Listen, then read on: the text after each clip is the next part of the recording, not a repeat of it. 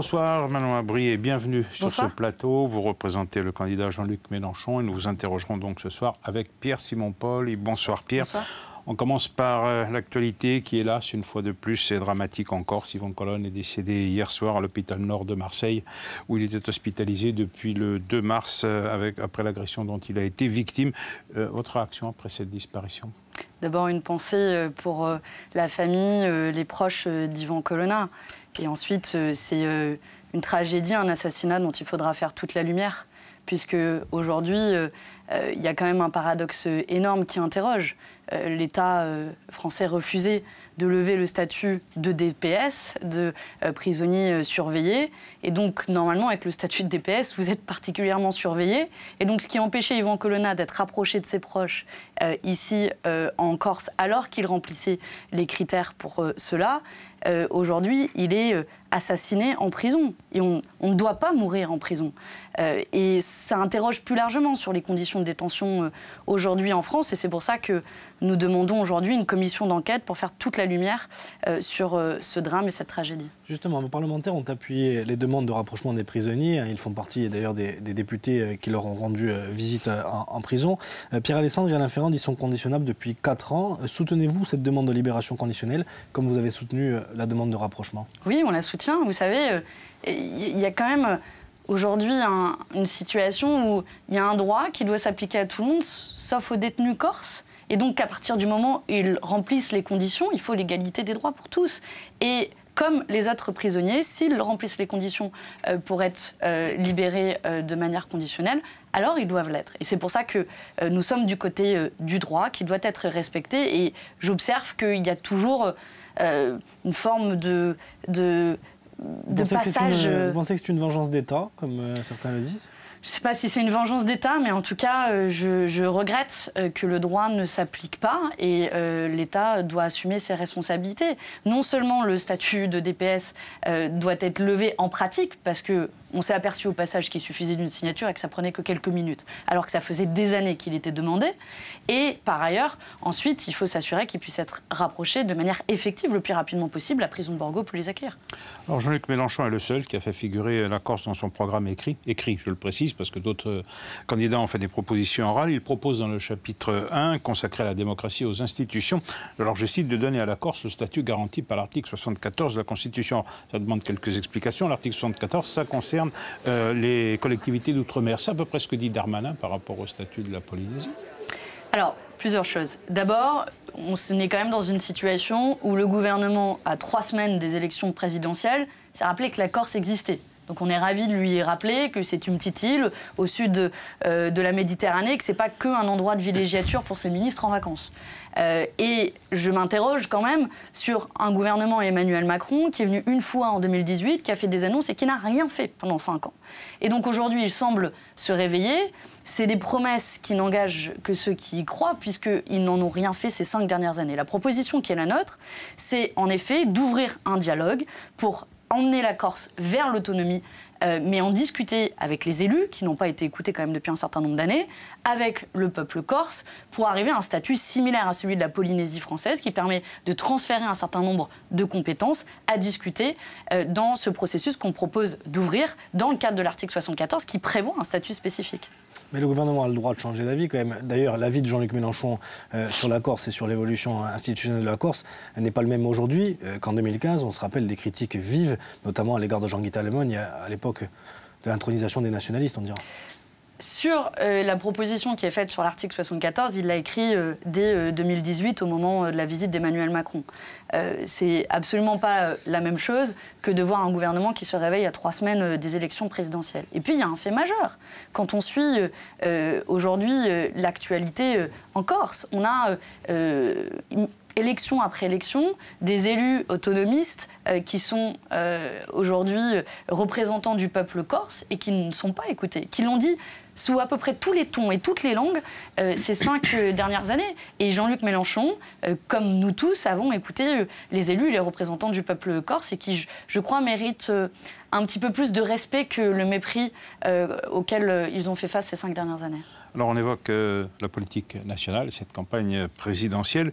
Il y a eu beaucoup de monde dimanche à Paris lors du meeting de Jean-Luc Mélenchon. Et puis les sondages le font monter régulièrement. Alors dans une campagne présidentielle que l'on dit assez terne, et puis évidemment dans un contexte international aussi particulier, vous pensez qu'une dynamique est en train de se créer, comme il y a 5 ans, en votre faveur, qui vous permettrait d'accéder au second tour ? Oui, on en a fait la démonstration. Déjà, vous parliez de cette grande marche qu'on a organisée dimanche dernier à Paris. Plus de 100 000 personnes qui déferlent dans les rues de Paris. C'est tout simplement le plus grand événement politique de cette campagne. Une mobilisation de masse qui donne à voir, en effet, vous l'avez dit, une montée dans les sondages. Aujourd'hui, Jean-Luc Mélenchon est donné hier soir un sondage à 15%, à 2 doigts du second tour. Et j'ai envie de vous le dire, ce second tour, aujourd'hui, il est tout à fait accessible, il est possible. Et imaginez seulement un second tour Jean-Luc Mélenchon et Emmanuel Macron. L'ambiance serait complètement différente dans le pays. La question qui sera posée, ce sera plus combien de fonctionnaires on va supprimer, combien de cadeaux fiscaux on va faire aux plus riches, ou est-ce que la retraite elle est à 65, à 64 ou à 66 ans, comme le propose Emmanuel Macron et tous les autres concurrents de droite, que ce soit Valérie Pécresse, Marine Le Pen ou Éric Zemmour. Avec Jean-Luc Mélenchon au second tour, la question qui sera posée face à Emmanuel Macron, c'est est-ce que vous voulez la retraite à 60 comme le propose Jean-Luc Mélenchon, à 60 ans ou à 65 ans? Est-ce que vous voulez le rétablissement de l'impôt de solidarité sur la fortune ou les cadeaux fiscaux aux plus riches? Est-ce que vous voulez une refondation démocratique à travers la 6e République qui permettra de poser véritablement le statut de la Corse, par exemple? Ou est-ce que vous voulez cette forme de monarchie républicaine à travers laquelle Emmanuel Macron a gouverné? Voilà aujourd'hui le débat qui nous est possiblement offert pour ce second tour. Il y a quand même un fait nouveau, c'est que vous incarnez aujourd'hui le vote utile à gauche, même si on a vu François Hollande essayer de contredire en tout cas ce fait-là. C'est quand même un statut nouveau d'incarner le vote utile. Ce n'était pas forcément l'ambition de Jean-Luc Mélenchon il y a je ne sais pas s'il n'y a pas de vote inutile en démocratie, et je respecte tous ceux qui se présentent à cette élection présidentielle.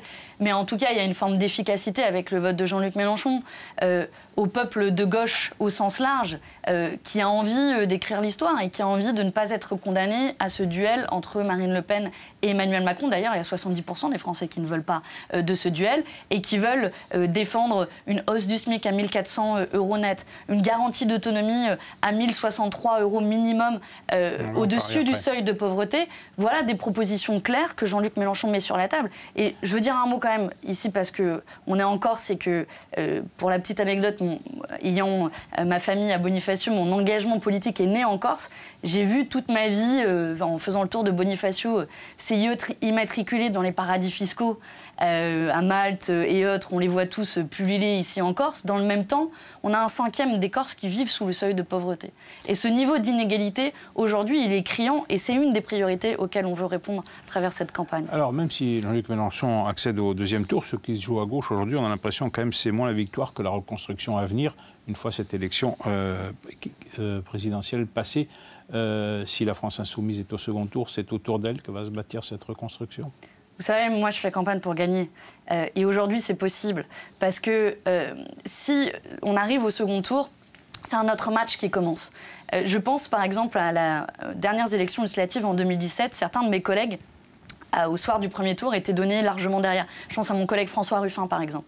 Et qu'est-ce qui s'est passé entre le premier et le second tour? Il y a eu une grande mobilisation, notamment de gens qui n'avaient même pas voté au premier tour et qui se sont dit « En fait, cette fois-ci, c'est possible. En fait, on peut reprendre notre destin en main et on peut répondre aux urgences du quotidien. » Je vous donne une autre proposition qui serait concrète et qu'on pourrait mettre en œuvre.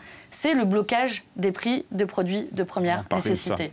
Je vous fais peut-être une transition, mais pourquoi c'est important? C'est que si Jean-Luc Mélenchon il arrive au pouvoir le soir du second tour, du 24 avril, il prend un décret, et c'est immédiat, et dit en fait les prix sont bloqués à un certain montant. Et pour la Corse particulièrement, ça fait sens, parce qu'on voit les prix augmentent partout, et comme ils sont déjà plus élevés de 10 à 20% en Corse, ça aura un sens particulier de faire en sorte qu'on ne se ruine pas à faire ses courses ou à faire son plein d'essence. Je reste sur l'élection législative, une fois la présidentielle passée. Est-ce qu'il est possible que la gauche se rassemble à ce moment-là? Est-ce que vous seriez favorable à des candidatures communes de la gauche au 2e tour? À partir du moment où l'élection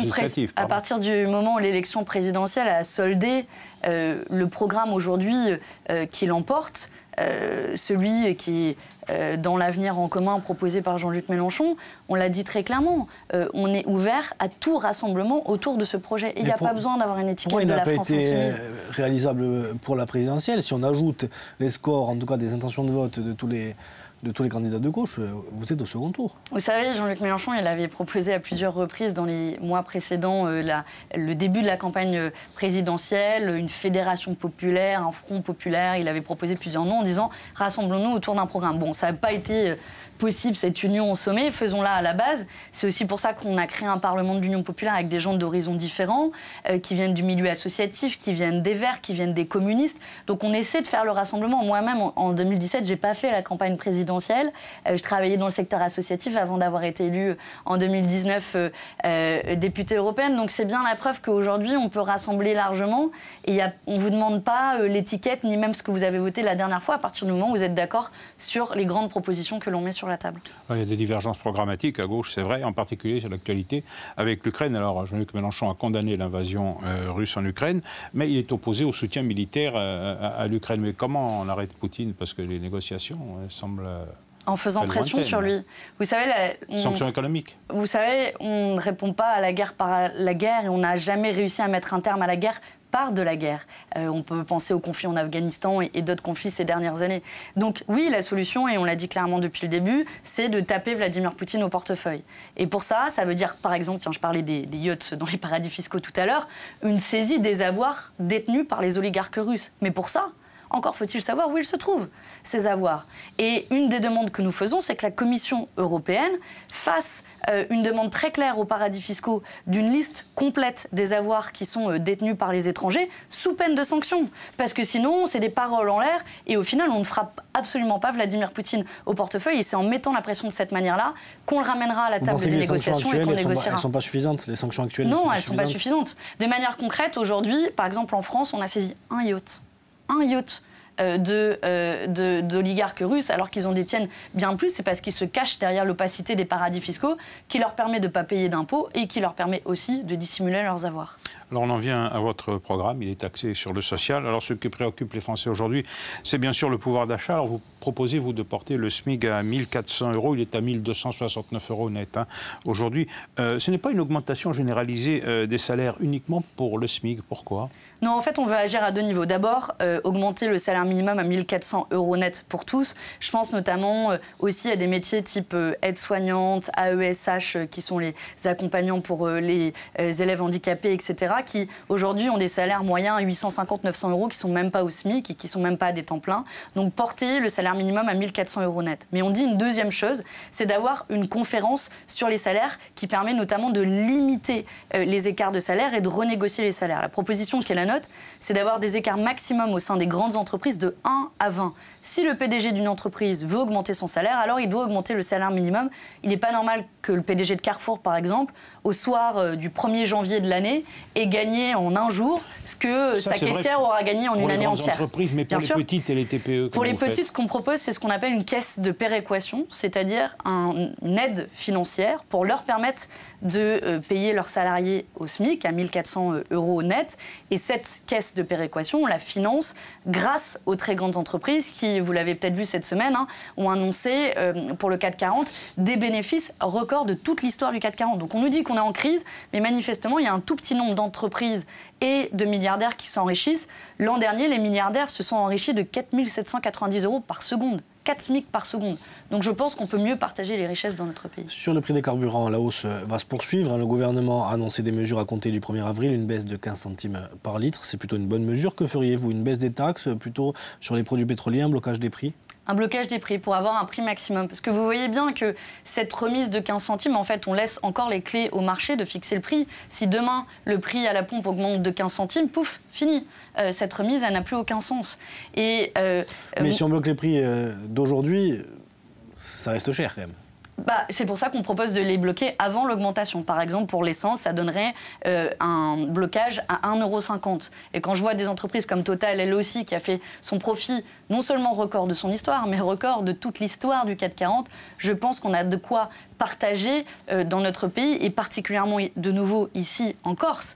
Moi, je me souviens, toute ma famille, à chaque fois qu'on allait sur le continent, on faisait les courses sur le continent, on faisait bien le plein d'essence avant de redescendre en Corse, parce qu'ici, tout est plus cher. Et d'ailleurs, sur la question du blocage des prix, il y a un mécanisme intéressant qui a été fait à La Réunion, d'une forme de conférence avec les parties prenantes, les syndicats, des représentants d'associations, la définition d'un panier de biens de consommation avec un prix maximum qui est fixé de manière pérenne pour faire en sorte que juste faire ses courses ne soit pas un luxe ici sur l'île.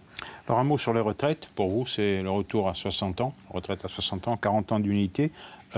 Mais est-ce qu'il est possible aujourd'hui, parce que vos adversaires disent que ce n'est pas possible, sinon le système actuel s'effondrerait aujourd'hui. Alors qu'est-ce que vous leur répondez?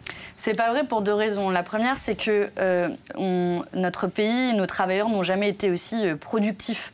Le taux de productivité a considérablement augmenté. Dit autrement, avec moins d'heures de travail et moins d'années de travail, on produit autant qu'il y a une vingtaine d'années. Ça, c'est la première chose. La deuxième chose, aujourd'hui, il y a un quart des travailleurs qui n'atteignent même pas la retraite à 62 ans parce qu'ils décèdent avant. Et il y a un écart d'espérance de vie de près de 10 ans entre les travailleurs les plus pauvres et les travailleurs les plus riches. Une fois qu'on a ça en tête, oui, il ne faut pas perdre sa vie à la gagner, et c'est un droit social d'avoir la retraite. Maintenant, c'est absolument finançable. Je vous donne juste un seul exemple. Payer les femmes comme les hommes, réduire l'écart de salaire entre les femmes et les hommes, c'est une des manières de financer la retraite à 60 ans. Et je crois que tous ceux qui nous regardent aujourd'hui rêvent d'avoir quelques années pour s'occuper de leurs enfants, de leurs petits-enfants, plutôt que d'arriver à la retraite et d'être déjà en mauvaise santé. Sur le temps de travail, vous proposez les 32 heures, payer 35 ? D'aller vers les 32 heures. Mais commençons par une première chose, respecter les 35 heures. Les 35 heures ont été adoptées dans notre pays, et puis depuis, elles ont sans cesse été détricotées. Donc la première étape, c'est de faire en sorte que les 35 heures soient respectées, et ensuite, progressivement, d'aller vers les 32 heures et une 6e semaine de congés payés. Vous savez, depuis quand on n'a pas gagné dans notre pays d'une nouvelle semaine de congés payés ? Ça fait plusieurs dizaines d'années maintenant. Donc l'enjeu, évidemment, il est de donner davantage de droits en partageant mieux le temps de travail. La dernière fois qu'on a créé autant d'emplois dans notre pays, c'était précisément au moment de la création des 35 heures. Alors pour payer tout cela, évidemment, il faut de l'argent, beaucoup d'argent. On en vient donc à la fiscalité, la façon dont vous envisagez le financement de votre programme, en sachant quand même qu'il y a une dette aujourd'hui qui est à plus de 2800 milliards, 116% du PIB. Alors vous voulez augmenter les impôts pour tous ceux qui gagnent plus de 4000 € par mois. C'est surtout les classes moyennes supérieures qui seront touchées là. Je fais un exercice avec vous, je demanderais bien à tous ceux qui nous regardent là ce soir d'interroger autour d'eux tous ceux qui gagnent moins de 4000 € par mois individuellement, hein, pas par foyer, chaque personne qui a un salaire de moins 4000 €. Vous allez voir qu'en fait, c'est l'essentiel de la population, c'est 90% de la population qui gagne aujourd'hui moins que 4000 € par mois. Et nous disons à tous ces gens que l'impôt sur le revenu, avec nous, baissera parce qu'on le rendra davantage progressif, on le passera de 5 à 14 tranches, comme c'était le cas à sa création. Et tous ceux qui ont un patrimoine en dessous de 550 000 €, et on rajoutera aussi une déduction pour les résidences primaires, votre résidence principale, eh bien, toutes ces personnes-là paieront moins de taxes foncières, moins d'impôts sur le revenu. Et oui, nous allons davantage partager les richesses. Je vous le disais tout à l'heure, quand vous avez 5 personnes dans notre pays qui possèdent autant que 28 millions d'individus, ça donne un état des lieux des inégalités dans notre pays. Et ça, c'est le résultat des cadeaux fiscaux qu'Emmanuel Macron a fait ces 5 dernières années, à commencer par la suppression de l'impôt de solidarité sur la fortune. Vous savez, tous ceux du continent qui ont leur résidence secondaire là, à côté de ma famille à Bonifacio et autres, je pense qu'ils sont redevables de l'impôt de solidarité sur la fortune. Eh bien, ils ne le payent plus. Grâce à Emmanuel Macron, ça fait partie des choses que nous rétablirons pour établir un peu plus de justice fiscale. Sur les droits de succession, la plupart des candidats veulent les diminuer, certains même les supprimer. Vous êtes pour les augmenter, mais uniquement pour les plus élevés. Mais pour le reste des gens, qu'est-ce que vous proposez, le statut actuel ?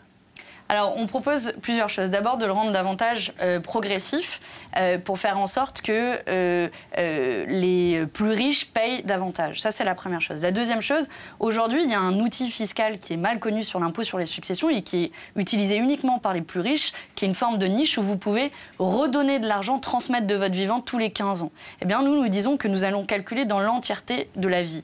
Mais le principe fondamental que nous posons, c'est au-dessus de 12 millions d'euros, nous prenons tout. 12 millions d'euros, c'est 8 siècles de SMIC.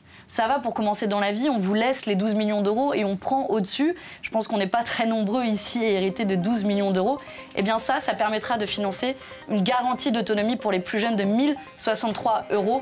Plus aucun jeune sous le seuil de pauvreté. Et quand je sais qu'un quart des jeunes Corses sont sans emploi ni scolarisés, je pense que ça répondra à l'urgence sociale. Eh bien, nous en resterons là pour aujourd'hui. Manon Aubry, merci beaucoup de votre participation. Pierre, merci à vous également. Vous retrouvez maintenant votre session d'information avec Corsi Gazer, présentée par Marianne Romagne.